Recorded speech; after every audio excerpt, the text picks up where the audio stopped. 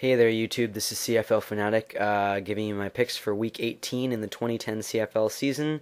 This is Halloween weekend. Halloween is on Sunday, so as I did last year, I am giving you a special orange edition of my weekly picks. This one, obviously, again for Week 18. 2 weeks left in the regular season, 2 weeks to go. Football is nearing its end, just about a month to go now before Grey Cup, and it all comes to a head and gets to the thrilling conclusion. So yeah, I apologize for not getting this video up sooner. For those of you who will know, I picked Toronto against Montreal. I don't even want to talk about that right now. And I picked Calgary over Hamilton, both against Chris Schultz. Anyways, last week, for the first time, I went 0-4. Schultz went 1-3. That takes my total to 34-30. Schultz is the opposite, 30-34. But he's got some chances to catch up with me.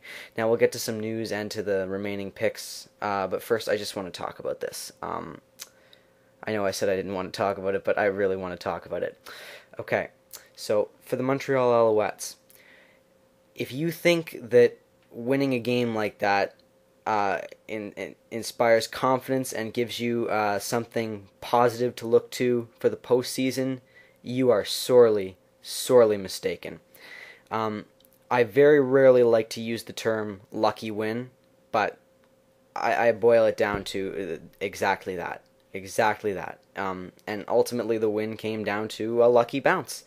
For those of you who did not see it, I didn't get to see it, but anyways, Argos had the ball back. The game was tied at 30, and Cleo Lemon naturally threw an interception when he couldn't afford to throw one.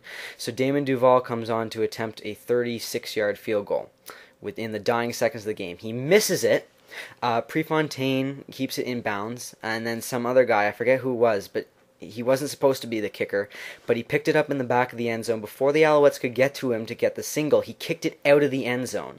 So naturally it flies beautifully through the air and lands right at the feet of Duval, who proceeds to pick it up and kick it back into the end zone. By this point, the Argo guy can't pick the ball up because there are Alouettes bearing down on him, so he has to kick it away in desperation. It bounces off some Alouettes. There's a pile-up, and the Alouettes come up with a touchdown. Hate the Alouettes so much. Yeah. Anyways, on to some news. Kerry now with Edmonton. So, an interesting development here, because with the status of Ray, they definitely have a good leader in Jared Zabransky, and he definitely played a good game against Saskatchewan. He led the offense and did a very good job of controlling that game.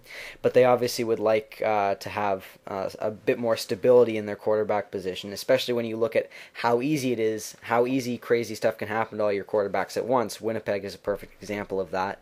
So Joseph has been added to the practice roster, and they're hoping to get him to sign for next season as well.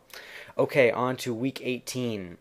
Okay, obviously the Montreal-Toronto game, I got that one wrong, and Schultz picked Montreal, naturally, so I'm going to lose one.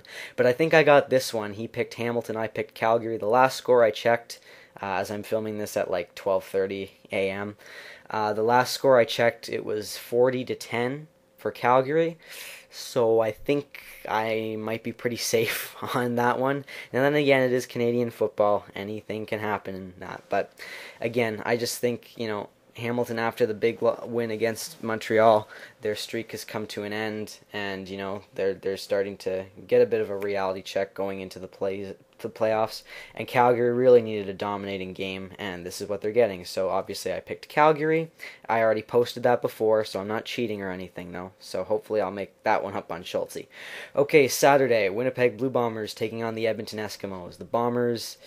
Oh, I really do hate that they're gone from the playoffs. Obviously it was my team that eliminated them from the playoffs, but Winnipeg is such a good team. Maybe I shouldn't say that they're such a good team, but if you look at the Bombers and how they play, and then you look at their record, 4-12. It just doesn't seem to add up. And, last week, Winnipeg, the game that they needed, they ended up having Giles injured and then Alex Brink injured. So they brought in their backup, pretty much. So Edmonton has Jared Zabransky, and they're looking for the playoffs. Winnipeg has nothing to play for anymore. Edmonton really needs the win, so I'm going to have to go with Edmonton. Okay, on Sunday, Saskatchewan and BC, a Halloween matchup. Unfortunately, that's not taking place in the night when it usually does, but that will be at 2 o'clock local time. So, Saskatchewan and BC. Saskatchewan has now dropped 3 straight. They dropped that crazy one to the Argos in Week 15. Week 16, they lost to Calgary. And then last week, they got crushed by Edmonton. So Saskatchewan is really having some struggles, and I think now they're really starting to feel the pinch from those injuries to Rob Bagg and Luka Kanji. Meanwhile, BC is at home. They have home field advantage, and they are really looking to keep their playoff hopes alive. They're going to be playing with a lot of intensity. I definitely think the BC defense isn't going to have too much problem shutting down Saskatchewan's relatively mediocre offense, and they're looking to stay neck and neck with Edmonton. And you know what? I think they'll do it. I'm going to disagree with Chris Schultz. I'm going to take BC on this one. So those are my picks in case you missed them. So yeah. Again, just go on tsn.ca, watch the game on demand, watch the last play of the Montreal-Toronto game, because, oh, God, what a way to lose a game, huh? And Alouettes, you guys suck. You guys are gone in the playoffs. Mark my words. All right, so yeah, once again, those have been my picks. Happy Halloween, everybody.